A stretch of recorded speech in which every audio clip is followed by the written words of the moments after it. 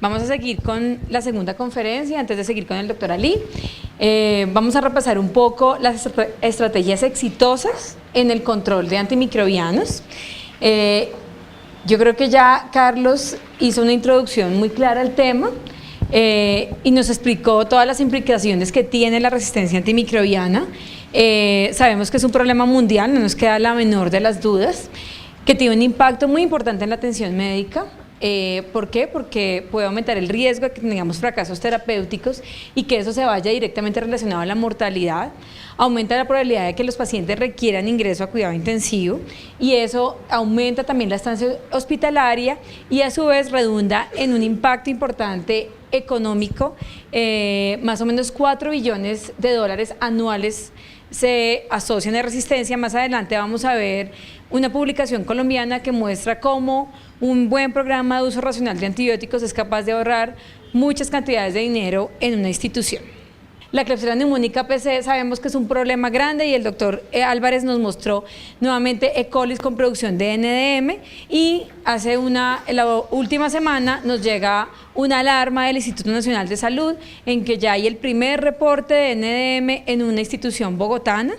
Y ya sabemos que de ahí a que empecemos a tener reportes en otras instituciones, desafortunadamente no va a pasar mucho tiempo, es decir que cada vez tenemos que comprometernos más en el trabajo asociado interdisciplinario en las instituciones, trabajando en control de infecciones, trabajando en uso racional de antibióticos y en adecuadas normas de bioseguridad para nuestros pacientes.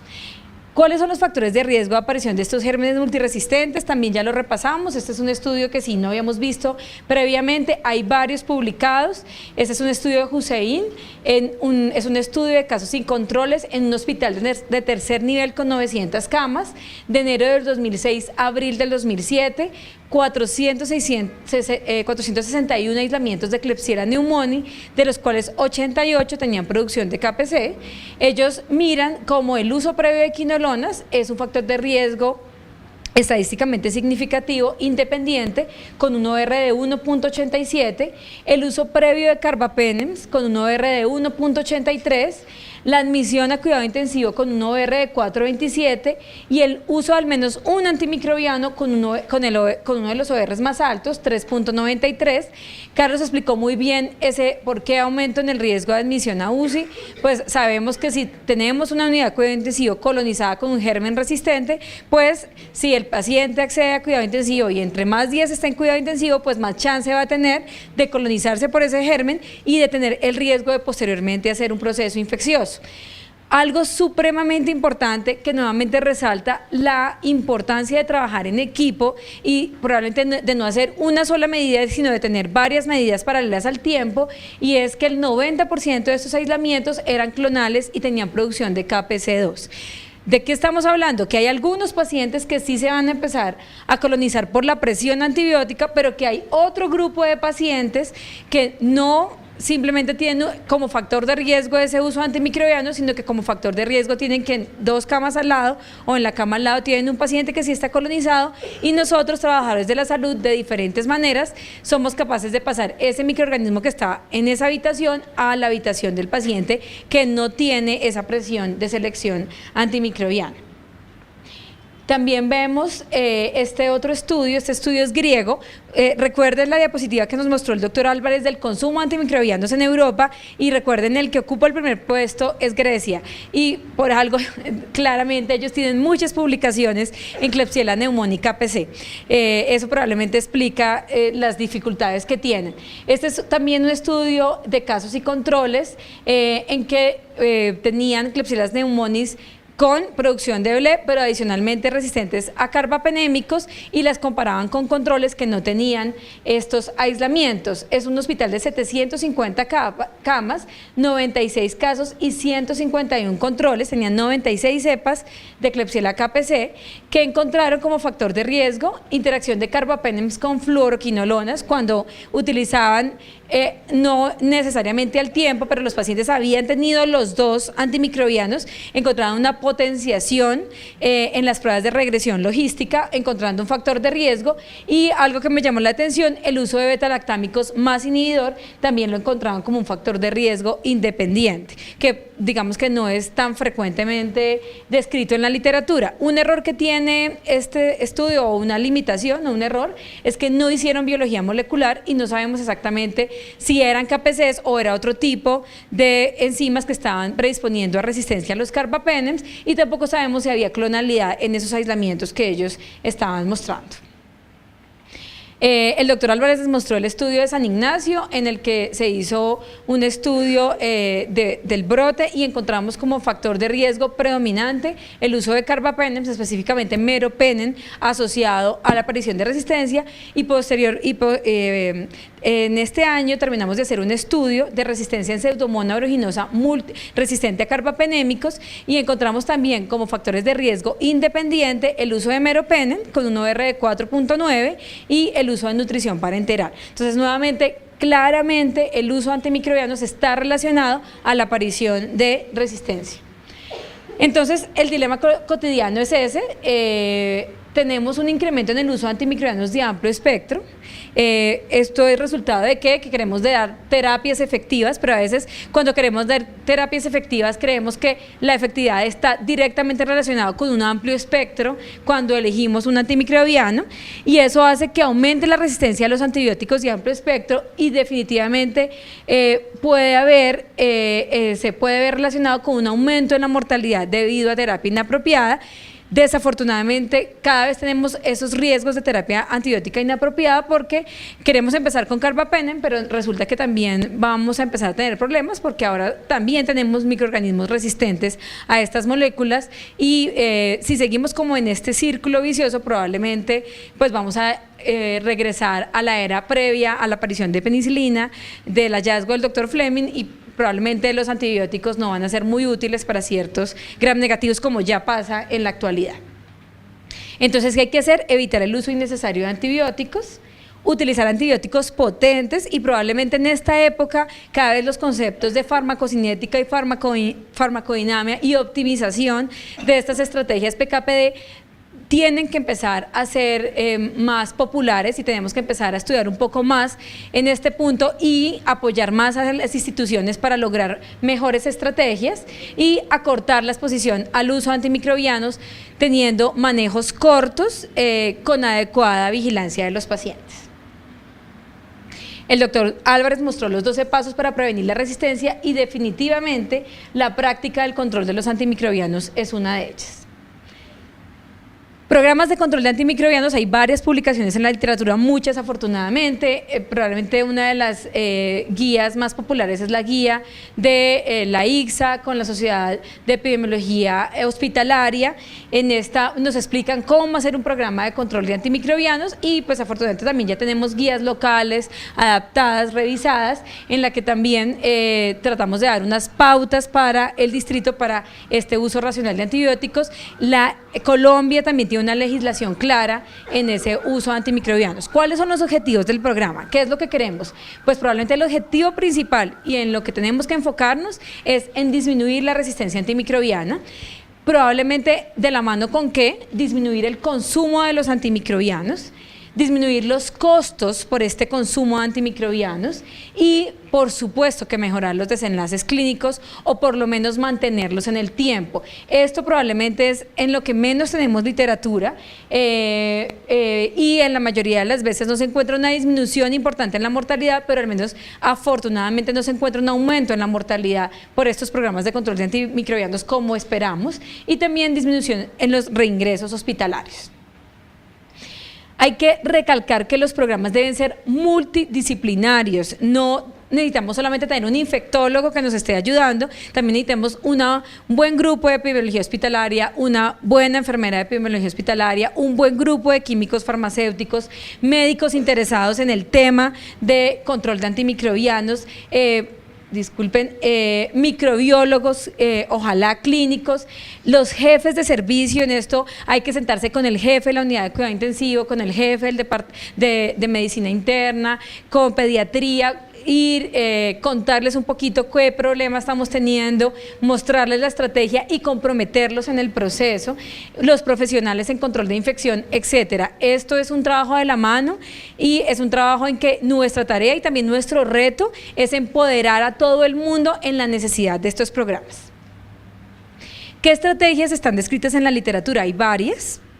Vamos a mirar más adelante qué medicina basada en la evidencia tienen o qué publicaciones las respaldan. Probablemente la estrategia de educación y guías es muy importante.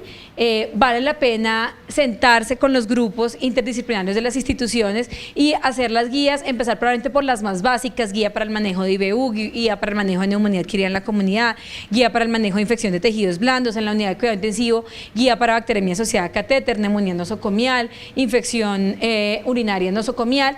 ¿Qué ventaja va a tener? Puede llegar a alterar los patrones de comportamiento, pero la desventaja, como lo mostró el doctor Álvarez, es que si solamente se queda en la guía, esta educación pasiva es inefectiva.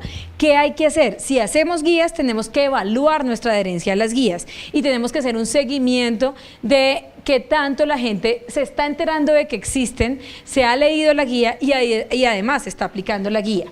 Formulario y restricción. Hay diferentes maneras de hacerlo. Hay algunas instituciones que dicen no se formula un carbapenem si no tiene el aval de la persona que maneja el control de antimicrobianos. Otras dicen lo puede formular, pero yo voy en máximo 72 horas y reviso esa prescripción. Cualquiera puede ser útil. Yo creo que ustedes tienen que entrar a evaluar directamente cuál es la que mejor se va a desempeñar en su institución. ¿Qué ventaja tiene? Que hay un control más directo. Yo me estoy enterando mejor al día de lo que estamos prescribiendo, no retrospectivamente, simplemente mirando los consumos, y ayuda porque de alguna manera hay una educación individual. Si yo formulo un antibiótico, pero además me toca llenar una hoja de prescripción y me toca colocar que yo me comprometo con que ese paciente tiene neumonía y por eso le pongo ampicilina sulbactam, pues digamos que eso ya está poniendo un primer límite y está volviéndole a preguntar: ¿usted está seguro que ese paciente requiere ese antimicrobiano? ¿Qué desventaja? Que algunos clínicos pueden ver disminuida su autonomía y que lógicamente esto requiere ya mayores horas de personas trabajando en este tema de programas de control de antibióticos, pero definitivamente esto vale la pena. Y esta pérdida de autonomía hay que saberla manejar. Por eso les digo que es muy importante trabajar interdisciplinario, sentarse con los grupos de trabajo y entender que esto es un trabajo mancomunado, que nadie tiene la verdad revelada, pero que sí tenemos que trabajar en grupo para tratar de ser más racionales con el uso de antibióticos. Revisión y retroalimentación. Cuando esa persona que hace el control de antibióticos va directamente al grupo tratante y discute con el grupo tratante ese manejo del paciente, probablemente las cosas van a funcionar mucho mejor. Desventaja que puede ser que uno no logre convencer a ese médico tratante del cambio del antibiótico, pues por diferentes aspectos de la personalidad de cada uno, de conocimientos de cada uno. Sin embargo, a mi manera de ver, esta es una de las estrategias más exitosas para lograr un cambio en la conducta. Asistencia por computador. La tecnología definitivamente es una buena herramienta en muchas cosas en la vida y este es un ejemplo. Uno puede tener un soporte, cada vez la mayoría de instituciones tienen ya su historia clínica automatizada y uno puede sentarse también con los ingenieros. Hay ya programas establecidos, pero también puede idear ciertos programas de que aparezca una alarma en cierto momento de la prescripción de antibióticos, que cuando se prescriba un antibiótico aparezcan las indicaciones y le repita al médico si está seguro que una de esas indicaciones la tiene el paciente. Le puede también aparecer una alarma cuando no dosifica bien el medicamento. Entonces definitivamente también puede ayudar mucho. La desventaja es que hay que tener el recurso para la tecnología. El ciclado de antibióticos, hay una revisión sistemática ya antigua del 2003 en que dice que realmente eso no está, no tiene un buen sustento basado en la evidencia. Sin embargo, me llama la atención, les voy a mostrar un estudio relativamente reciente en que lo hicieron asociado a otras medidas y tuvieron buenos resultados. En general, no se recomienda el uso frecuente de este ciclado de antibióticos, pero ustedes también podrían individualizar y mirar si valdría la pena por un problema puntual que tienen, hacer algún cambio, porque por ejemplo están encontrando que tiene muchas cefotaximasas, entonces ¿será que vale la pena que restringamos un poco el cefepime por un tiempo? Digamos que eso no se debe generalizar, pero valdría la pena que uno lo evalúe localmente. ¿Qué problema tiene el ciclado de antibióticos? Que es difícil lograr una adherencia. Hay una revisión sistemática de qué impacto tienen los programas de control de antibióticos específicamente en cuidado crítico. Está publicada en el 2011, hicieron una búsqueda de 1996 al 2010, seleccionaron 24 estudios. El problema de estos 24 estudios es que solamente 3 fueron pruebas aleatorizadas, entonces sí hacen más falta estudios de mejor calidad en este tema. 3 series de tiempo interrumpidas y 18 series antes y después no controladas. Los estudios antes y después no controlados prácticamente uno los tiene que tomar simplemente como estudios descriptivos, tienen realmente problemas metodológicos. Basados en estos, se identificaron 6 tipos de intervenciones: restricción de antibióticos en 6 estudios, consulta formal con infectología en 5 estudios, implementación de guías de ajuste de antibiótico en 2 estudios, guías para profilaxis antibiótica o tratamiento en 2 estudios, nueva evaluación formal al tercer día del tratamiento en 3 estudios y asistencia por computador en 6 estudios, que se evidenció que se encuentra una reducción del consumo de antibióticos de un 11 a 38% de la dosis diaria definida por 1000 días paciente, que hay una disminución del costo total de antibióticos de 5 a 10 dólares por paciente por día, hay una disminución en el promedio de la duración del tratamiento antibiótico, en el uso inapropiado y en los efectos adversos por los antimicrobianos. No se encuentra un incremento en la tasa de infección intrahospitalaria, no se encuentra un efecto en la longitud de la estancia o un efecto en la mortalidad. Entonces, digamos que tangible podemos ver que hay reducción en el consumo, que hay reducción en el costo, en la duración del tratamiento. Desafortunadamente no hay muchos estudios con reducción en las tasas de resistencia, que es el objetivo principal que uno quiere en estos programas, y otros aspectos clínicos del paciente tampoco se ven reflejados, pero afortunadamente pues tampoco hay efectos negativos. ¿Qué herramientas basadas en esas estrategias yo puedo utilizar? Les decía que hoy por hoy optimizar farmacocinética y farmacodinamia se está volviendo un reto importante y hay que también empezar a manejarlo mucho mejor, evitar el daño colateral, empezar a elegir qué antimicrobiano probablemente me va a presionar menos la microbiana en mi institución, de escalar. Ese término no está en la Real Academia de la Lengua, pero pues lo ponemos entre comillas. Acortar, reducción de espectros, sí, mejor, acortar los tratamientos antimicrobianos y probablemente intervenciones multimodales. Así hablamos de intervención multimodal para disminución de la bacteriemia asociada a catéter, intervención multimodal para disminución de IBE nosocomial, etcétera. Probablemente en el tema de programas de control de antibióticos se está volviendo la mejor estrategia, y es que no solamente aplique una estrategia, sino que aplique el micrófono.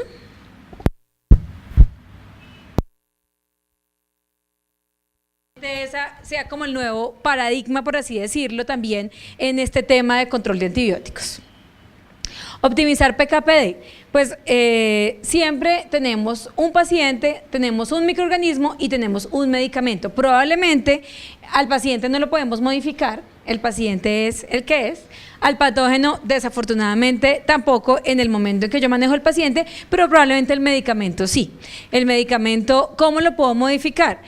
Si estamos hablando de betalactámicos, sabemos que los betalactámicos son antibióticos dependientes de tiempo y probablemente las estrategias en los betalactámicos más utilizadas van a ser disminuir el intervalo de dosis, ¿sí? O aumentar el tiempo en que yo administro el medicamento. Ese aumento del tiempo que yo administro el medicamento lo puedo hacer con infusiones continuas o lo puedo hacer con infusiones prolongadas. La diferencia y cuál debo utilizar de las dos, realmente eso todavía no está bien claro en la literatura. No hay ningún estudio cabeza a cabeza que compare qué es mejor, si dar una infusión continua todo el tiempo para ciertos antibióticos, ojo con la estabilidad, o dar infusiones prolongadas, 3-4 horas de los antimicrobianos. Las personas expertas en todos estos temas, una de esas personas, Nicolau, por supuesto, entre otros, el doctor Cuti, etcétera, han mostrado que dar infusiones continuas pueden tener dificultades en cuanto a que hay que evaluar muy bien la estabilidad de los medicamentos. No todos los medicamentos se pueden dar. Ustedes saben, por ejemplo, que el meropenem no tiene una estabilidad en 8 horas, entonces yo no puedo mantener una infusión continua ese tiempo. Segundo, para microorganismos que tengan un MIC normal, o sea, promedio, no habría problema, pero para microorganismos que tengan MIC altos, que sean microorganismos problemas como Pseudomonas, Acinetobacter, sí, yo voy a tener concentraciones pico un poco más bajas, y eso puede hacer que yo esté más tiempo, menos tiempo por encima de la MIC, mientras que con las infusiones prolongadas yo aseguro un poquito más de concentraciones altas. Entonces ellos de pronto dan la recomendación que uno tenga cuidado con las infusiones continuas en pacientes que yo creo que puedan tener riesgo de gérmenes multiresistentes. Y lo otro es que cuando yo utilizo las infusiones continuas, pues prácticamente necesito solamente un acceso todo el tiempo para estar administrando el antimicrobiano, mientras que cuando doy infusiones prolongadas, puedo, en los momentos que no estoy dando el antibiótico, utilizar esa vía para otros medicamentos. Entonces, esa comparación no está la última palabra en la literatura, faltan estudios cabeza a cabeza, pero probablemente esas son las recomendaciones de las personas que escriben todo el tiempo en este tema. Hablar de farmacocinética y farmacodinamia, podemos tener una conferencia entera de este tema, hay varias publicaciones ya. Yo elegí esta porque me gustó en cuanto a su practicidad. Este grupo, nuevamente el doctor Nicolao, el doctor Cuti y su grupo hicieron un modelo farmacodinámico de antibióticos intravenosos contra bacterias gram negativas que se encontraron en los Estados Unidos. Ellos hicieron una simulación de Monte Carlo de 5.000 pacientes, hicieron un análisis farmacodinámico, utilizaron los datos de MIC dados por el grupo TRUST. Este grupo TRUST en el 2008 pues es similar al grupo GREVO, lo que hace CIDEIN, y es mirar todos los aislamientos de las instituciones y mirar cuál es la distribución de los MIC de las instituciones. Cuando uno revisa este estudio, realmente los porcentajes de resistencia en E. coli, Klebsiella, Acinetobacter baumannii y Pseudomonas aeruginosa no son muy diferentes de lo que nosotros tenemos en Colombia. ¿Y ellos qué encuentran? Con esos modelos ponen estas metas en farmacodinamia, encuentran que, no encuentran, sino que esto ya lo sabemos, en carbapenems la idea era tener tiempo sobre el MIC mayor o igual al 40%, en penicilinas y cefalosporinas tener un tiempo sobre la MIC mayor o igual al 50%, en levofloxacina tener un área bajo la curva sobre el MIC mayor o igual a 87%, y en ciprofloxacina tener un área bajo la curva sobre el MIC mayor o igual a 125. Estas son las metas farmacodinámicas para estos antimicrobianos que están ampliamente aceptadas en la literatura, que están descritas, y ellos, haciendo esos modelos, miran qué parte del tiempo los antibióticos logran estas metas farmacodinámicas. Cuando miran E. coli y Klebsiella con las MIC, según ese programa de vigilancia, ¿qué encuentran ellos? Encuentran que con dosis de 2 gramos cada 12 o 2 gramos cada 8 de cefepime, encontramos una fracción de tiempo en el que estamos cumpliendo adecuadamente estos parámetros de farmacodinamia por encima del 95%, incluso con una dosis más baja, con 1 gramo cada 12 horas. Cuando miran doripenem utilizando 500 miligramos cada 8 horas en infusión de 1 hora, no en infusión, perdón, basado en 1 hora, encuentran que el tiempo en que se mantienen por encima está por encima del 95%. Cuando miran meropenem, también con cualquiera de estas dosis, 500 cada 8, 500 cada 6 o 1 gramo cada 8, se encuentran todo el tiempo por encima del 95% logrando las metas. Y cuando miran piptazo con la dosis de 3.375 gramos cada 8 horas en infusión de 4 horas, encuentran un cumplimiento para E. coli y Klebsiella por encima del 90%. Ojo con la dosis de 3.375 gramos cada 6 horas, en que para Klebsiella pneumoniae están encontrando que está por debajo del 90% el tiempo en que se logran estos parámetros farmacodinámicos. Entonces, probablemente para E. coli y Klebsiella pneumoniae, la mayoría de las dosis probablemente no hay que ajustarlas mucho, y probablemente en estos las infusiones prolongadas no van a tener tanta necesidad, porque los MIC usualmente de estos microorganismos son más bajos y podemos lograr mejores resultados. Lógicamente que esto no incluye pues Klebsiellas multiresistentes. Aquí les quería mostrar, se me olvidó, en ciprofloxacina ellos tienen unas tasas de resistencia también similares. Ustedes pueden revisar la publicación, pero más o menos están como en un 40%, que es similar a lo que tenemos en Colombia, y con las dosis usuales de cipro encontraban metas por debajo para E. coli del 75% y para Klebsiella pneumoniae por debajo del 88%. Es decir, que ojo con el uso de quinolonas de manera empírica para el cubrimiento de estos microorganismos. Cuando miran a Acinetobacter baumannii y Pseudomonas, pues es bien interesante porque con cefepime la dosis que mejor predice un adecuado cubrimiento para esa distribución de MIC es la dosis de 2 gramos cada 8 horas y dándola en infusión de 3 horas con infusiones prolongadas. Pero para Acinetobacter baumannii no logran ni siquiera con esa dosis un buen porcentaje de cubrimiento, solamente 64% de esas metas de farmacodinamia. Cuando miramos ciprofloxacina, nuevamente muy mal, por debajo del 65% de cubrimiento, tanto para Acinetobacter como para Pseudomonas. Cuando miramos doripenem, probablemente el mejor rendimiento lo encuentran con dosis de 1 gramo cada 8 horas en infusión de 4 horas y con dosis de 2 gramos cada 8 horas en infusión de 4 horas. Para Pseudomonas es excelente, cubrimientos por encima del 95%, muy similar a cefepime. Para doripenem es regular, pero digamos que con ese antimicrobiano encontraron un poquito mejor de cumplimiento de esas metas, 80.6 y 72.8.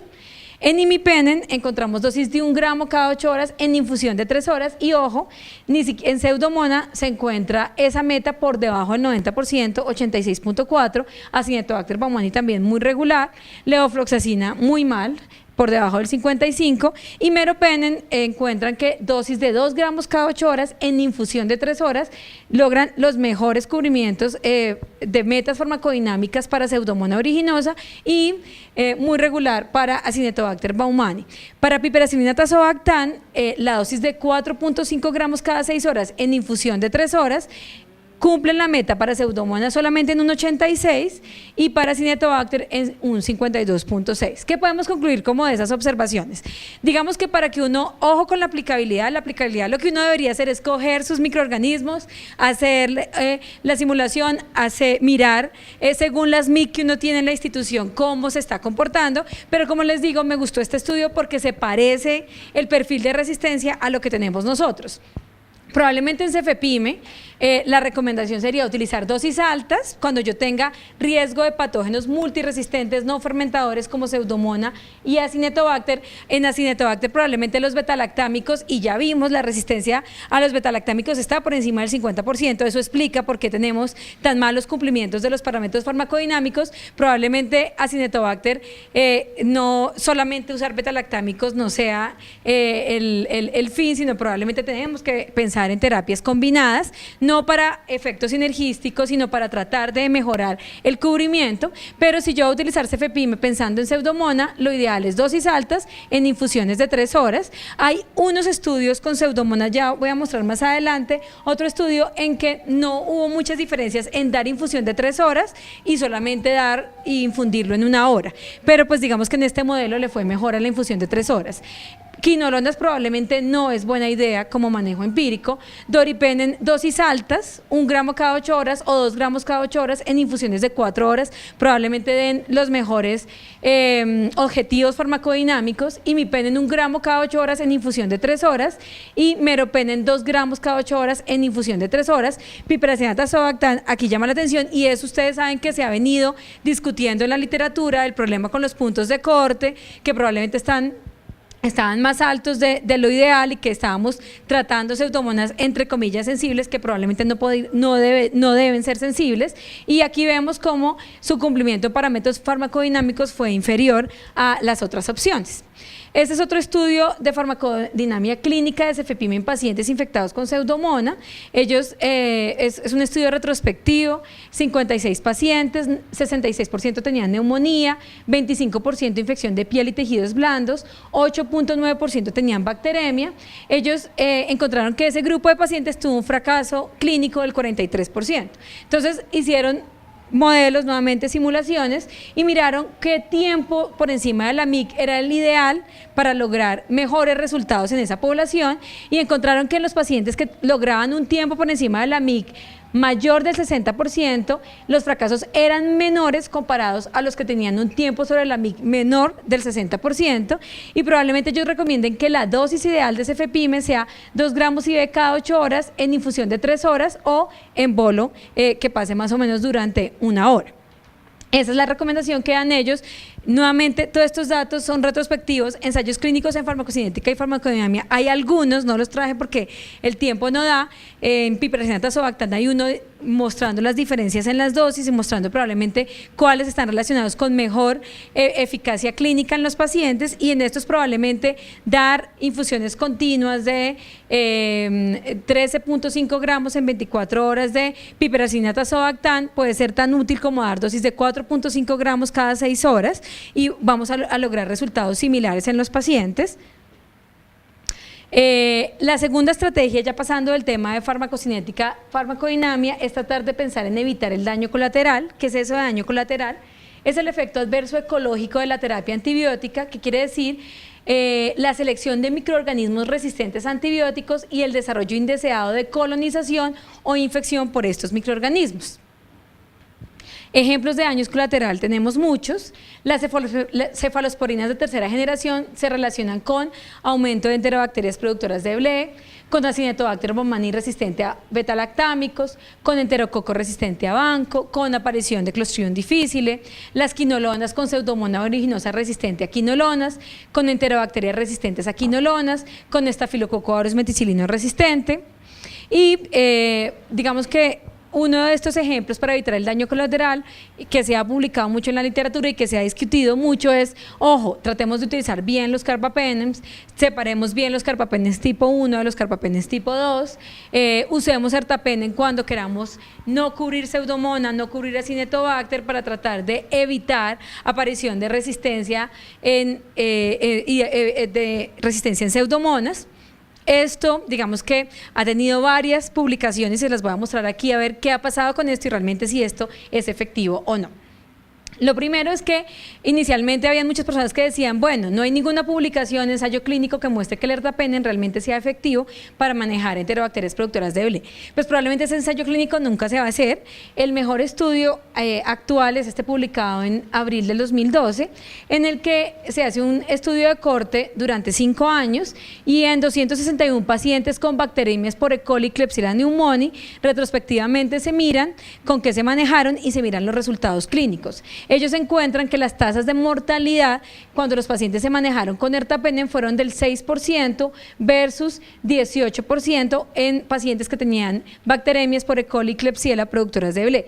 ¿Esto de qué habla? Pues que no parece haber una diferencia estadísticamente significativa en esa mortalidad, y que pues sabemos que por espectro el ertapenem pues digamos que está logrando buenos niveles y está logrando pues la meta en el paciente. Hay que aclarar que en esta corte era más frecuente que los pacientes que estuvieran con carbapenems tipo 2, meropenem o imipenem tuvieran sepsis severa, choque séptico, que estuvieran en la unidad de cuidado intensivo, y uno ve una pequeña tendencia a menor mortalidad en ertapenem, pero probablemente cuando hacen el análisis ajustado por severidad del paciente encuentran que definitivamente no hay diferencias en mortalidad y que probablemente la mortalidad es similar. Entonces eso hace que uno diga, bueno, cuando yo tengo una bacteremia o una infección sistémica por Enterobacteria o Klebsiella productora de blé, pues es mejor idea utilizar ertapenem y evitar usar imipenem o meropenem para tratar de no cubrir Pseudomonas o Acinetobacter y tratar de evitar presión de resistencia en este grupo. Uno de los primeros publicaciones para mirar cómo les iba con esta estrategia fue la de Goldstein. Esta está publicada en el 2009 y ellos encontraron en el tiempo una disminución de la resistencia de imipenem a Pseudomonas utilizando esta estrategia. Livermore, otros críticos de esto decían, ojo, ertapenem de todos modos es un carbapenem, ¿usted está seguro que ertapenem no induce resistencia a otros carbapenems? Porque puede ser que no cubra Pseudomonas, pero igual la puede inducir. Entonces Livermore muestra que selecciona resistencia in vitro a carbapenem, pero este fenómeno ocurre brevemente en vivo y que probablemente este no sea un problema real y un problema clínico. Luego hay otro autor, Goff, hace también, publica y muestra qué pasó cuando empieza a utilizar más ertapenem en la institución, y lo que encuentran con el uso de ertapenem por 5 años es que no disminuyó la resistencia a imipenem, pero tampoco seleccionó para resistencia. Ellos también en este estudio muestran cómo el consumo de imipenem en el tiempo no lo pueden disminuir de manera importante, porque también tiene un aumento en la aparición de Klebsiella blé en su institución, y eso hace que mantengan aumento en los gram negativos no fermentadores, entonces también hacen que el imipenem lo sigan utilizando, pero sí disminuyen el consumo de ceftazime y aumentan el consumo de ertapenem. ¿Qué se puede concluir aquí? Que realmente un cambio en la resistencia no lo lograron, pero tampoco hubo aumento en la resistencia de Pseudomonas. Hay un estudio brasileño de Lima y colaboradores que, utilizando el ertapenem, sí muestran una disminución en la resistencia a carbapenem con una disminución estadísticamente significativa. También hay este estudio publicado el año pasado, también del grupo del doctor Nicolau, en que miran el cambio en la susceptibilidad de Pseudomonas para carbapenem en 25 hospitales, 9 años después, y ven que no se asocia con el uso de ertapenem. Ellos hacen consumos, hacen curvas de tiempo, análisis de serie interrumpidas, y encuentran que el ertapenem no se relaciona directamente con la aparición de resistencia a los carbapenems, pero tampoco muestra una disminución en la resistencia a la Pseudomonas aeruginosa. ¿Qué podemos concluir? Podemos concluir que probablemente el ertapenem sí es de utilidad. Teóricamente es lógico tratar de no cubrir estos microorganismos, pero realmente no hay un sustento claro en la literatura que muestre cómo disminuye esa tasa de resistencia a Pseudomonas. Hay algunas experiencias que sí lo muestran, otras experiencias que no lo muestran, y probablemente pueda ser una estrategia a utilizar, pero no debe ser la única. Tiene que estar acompañada de muchas otras cosas, porque probablemente solo con eso no se van a lograr los resultados. Tercera estrategia, que también ya habíamos nombrado, disminución en la duración del tratamiento antimicrobial. Yo pienso que aquí pues voy a mostrar la revisión sistemática que hay con procalcitonina, pero pues el consejo es, lo primero que hay que hacer para disminuir esos días es hacer buenas guías de manejo, es educar en que en neumonía nosocomial no hay necesidad de dar más de 7 días de tratamiento desde que no sean gérmenes como Pseudomonas o Acinetobacter, educar que en neumonía cría en la comunidad, si el paciente al tercer día tiene una buena evolución con 5 días de manejo antimicrobiano es suficiente, porque a pesar de que hay datos en la literatura que faltan, hay unos datos que sí existen y que están bien validados y que digamos que uno puede difundir en el grupo de personas que trabajan en su hospital. Segundo, hacer acompañamiento, tratar de dar los días de antibióticos menores que requiera cada paciente. Pero hay momentos en que es más difícil y que probablemente uno necesite estrategias adicionales para que lo ayude. Entonces, ya hay varias publicaciones del efecto de la procalcitonina para guiar el tratamiento en pacientes con infecciones, y en el 2009 se publica esta revisión sistemática y metaanálisis. Encuentran 7 estudios, estos todos son ensayos clínicos y aleatorizados, 1.458 pacientes, y que encuentran que la procalcitonina sí disminuye el inicio del antimicrobiano, que disminuye la duración del tratamiento, pero hay que hacer pues medidas seriadas en el tiempo. En algunos estudios los hacen prácticamente todos los días. Digamos que entrar a hacerlo todos los días en nuestras instituciones con limitación de recursos, pues hay que evaluarlo, pero por lo menos 72 horas puede ser de utilidad. Disminuye la estancia en UCI de los pacientes y no produce disminución en la mortalidad. Ojo, la mayoría de estos estudios son estudios hechos para infecciones del tracto respiratorio. ¿Sí? No hay muchos estudios en otro grupo de infecciones. Probablemente va a ser útil en ese grupo de pacientes con enfermedad pulmonar obstructiva crónica, en el que yo tengo dudas si realmente este paciente tiene una infección bacteriana o no, y probablemente como una herramienta de inicio para definir si le coloco o no le coloco antibiótico me puede ayudar a disminuir ese inicio, y nuevamente para el seguimiento de los pacientes en el tiempo, para mirar en qué momento yo puedo acortar esa terapia, suspender esa terapia con seguridad. Entonces, es una herramienta, no es la única ayuda, y lógicamente toca hacer todo el análisis de costo asociado al uso de esta estrategia. Y como les decía, el otro punto son las estrategias multimodales en las que queremos lograr un efecto sinérgico con todos estos herramientas que tenemos a la mano. Esta es una publicación también del año pasado del Dr. Dorsch, y ellos muestran cómo hacer una combinación de estrategias entre programa de control de antimicrobianos y control de infecciones. Da buenos resultados. Ellos trabajan en una UCI quirúrgica y de trauma, empiezan en el 2002. ¿Y cuáles eran los componentes de su programa? Primero, educación, hacer protocolos de manejo antibiótico empírico, terapéutico, hacer guías de profilaxis antibiótica quirúrgica. Eso es un punto que uno tiene que trabajar en los grupos quirúrgicos. Hay ciertos grupos que prolongan mucho tiempo los antibióticos profilácticos, que además, no, pues si uno los prolonga ni siquiera los debería llamar así, y entrar a trabajar con ellos puntualmente ya son pasos buenos que uno empieza a dar para cortar y para disminuir consumo de antimicrobianos. También hacen rotación trimestral de antibióticos. Incluso me llamó la atención porque una época usaban hasta quinolonas, no sé, quinolonas, aminoglucósidos, o sea, otro momento del tiempo betalactámicos como piptazo, y otro momento del tiempo usaban cefepime. No explican muy bien cómo lo hacían, pero así está escrito, y limitaban las terapias combinadas. ¿Qué encontraron ellos? Ellos encontraron una disminución de las infecciones asociadas al cuidado de la salud por gram negativos multiresistentes, disminuyó del 37.4 al 8.5%. Encontraron disminución de las infecciones por gram negativos por 1000 días pacientes, disminuyó 0.78 por año, y entre esas Pseudomonas aeruginosa, Acinetobacter baumannii y enterobacterias. Algo importante es que en este estudio no muestran exactamente con qué tasas de resistencia empezaron y a qué tasas de resistencia llegaron. No hablan exactamente de qué porcentajes tenían para que uno trate de mirar pues como la aplicabilidad al medio.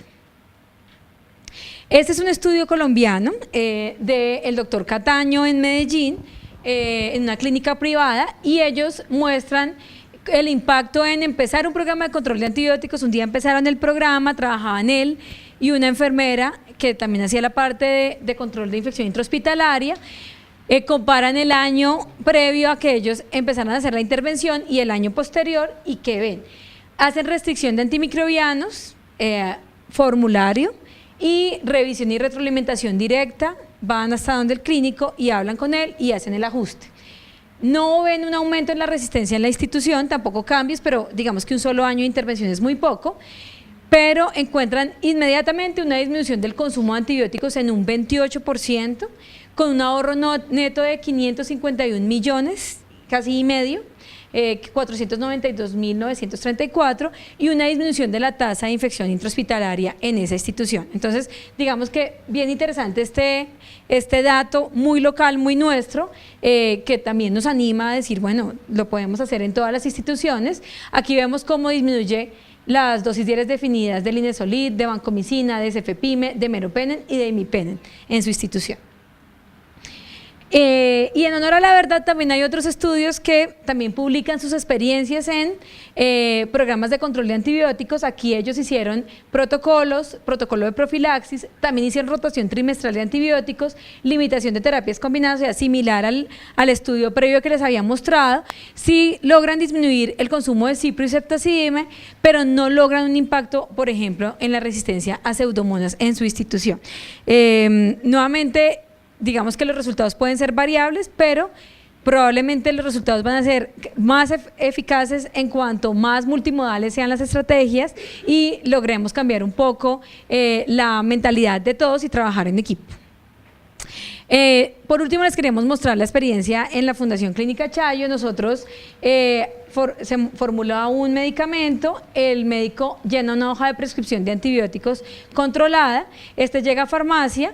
En farmacia pues revisan que esté adecuado el nivel de prescripción o que la llenen. Si no la llenen, pues se retroalimenta al médico, y el grupo de vigilancia, que está compuesto por pues un grupo de infectología, de enfermería con epidemiología hospitalaria, van a revisar la indicación, también revisan la necesidad de hacer otras estrategias en los pacientes, y retroalimenta tanto a farmacia como al médico que formula. Se realizaron guías de manejo de infección de la comunidad intrahospitalaria, guías de profilaxis antimicrobiana, se llevan unos indicadores del cumplimiento de esas guías, capacitación en guías en grupos focales, revistas diarias en unidad de cuidado intensivo, o sea, no una vez a la semana, no, toca ir todos los días a cuidado intensivo, sentarse con el intensivista, comentar el paciente con el intensivista y llegar, digamos que a concertar el manejo paralelo de estrategias para el control de infecciones intrahospitalarias todo el tiempo. Aplicamos estrategias Bundle para disminución de bacteremia asociada a catéter, infección urinaria nosocomial, neumonía nosocomial en toda la institución. ¿Y qué se logró? Pues disminución en el consumo de ceftriaxona, de imipenem, de ciprofloxacina, de vancomicina, aumento en el consumo de ertapenem, el consumo de meropenem no se ha podido controlar, eso es un reto, y aumento en el consumo de oxacilina. ¿Y cómo son los datos de resistencia que nosotros tenemos hasta el 2011? Esta es la resistencia para la oxacilina en Staphylococcus aureus. Miramos que en el tiempo hay una tendencia a la disminución y la resistencia que tenemos es del 10%. Si ustedes comparan el dato de Grevo, la resistencia en promedio está entre un 20 a 30%, en percentil 50 para Bogotá.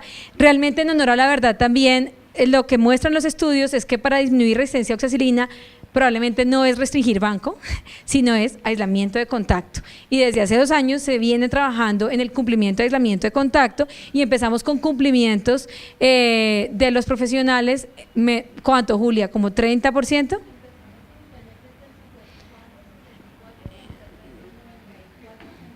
Y hoy tenemos un cumplimiento por encima del 95% en los aislamientos de contacto. Esta es la resistencia de coli, entonces es 2008, 2009, 2010, 2011, y vemos aquí como el porcentaje de BLE empieza más o menos un 7%, en el 2009 aumenta casi a un 14%, y para el 2010 tenemos un 4%, y para el 2011 un 6%, que también está por debajo del percentil 50 para Bogotá, y la resistencia a ciprofloxacina pues también se ha visto reducida en el tiempo, y eso pues se asocia a disminución en el consumo de este antibiótico. Esta es la resistencia de Klebsiella pneumoniae. La resistencia BLE para el 2008 estaba en el 29% y para este año y el 2010 nos hemos mantenido en un 14%, quisiéramos tener menos, pero pues digamos que tenemos una disminución en la tendencia importante y nuevamente cuando nos comparamos con los datos de Bogotá estamos también por debajo del percentil 50. Esta es la resistencia a ciprofloxacina y para el 2011 no datos de resistencia a carbapenems. En Pseudomonas aeruginosa también vale la pena mostrarlo porque empezamos con datos de resistencia a cefepime 26%, a carbapenems 14%, y para el 2011 tenemos 0% de resistencia a piptazo, a cefepime, y 4% de resistencia a carbapenem. Bueno, esto habría que revisarlo, pero probablemente la resistencia en este grupo de antibióticos no debe ser mayor del 4%, probablemente esa sensibilidad a cefepime pueda ser falsa, pero la resistencia a carbapenem está en un 4%, y si lo comparamos con la ciudad, pues el percentil 50 está en 25% de resistencia a los carbapenems. Y nuevamente acá les mostramos nuestra comparación con Grevo. Todo lo tenemos por debajo del 50%, incluso la mayoría están en percentil 25, tanto para UCI como para no UCI. ¿Sí? Entonces, ¿cuáles son las conclusiones? Que los programas de control de antimicrobianos son claves para el control de la resistencia bacteriana, que para tener efectividad deben estar directamente relacionados a la implementación de estrategia de control de infecciones, no se puede trabajar por separado, hay que trabajar en conjunto, y que para el éxito no es una sola persona, debe ser un grupo interdisciplinario y un compromiso institucional. Yo pienso que, y ahí me faltó nombrar eso, también el trabajar con farmacia es fundamental y hay que mejorar nuestro recurso humano en farmacia, ojalá tengamos cada vez más médicos farmacólogos expertos en adecuada prescripción de los antibióticos, haciendo acompañamiento todo el tiempo de este programa de control de antibióticos. Muchas gracias.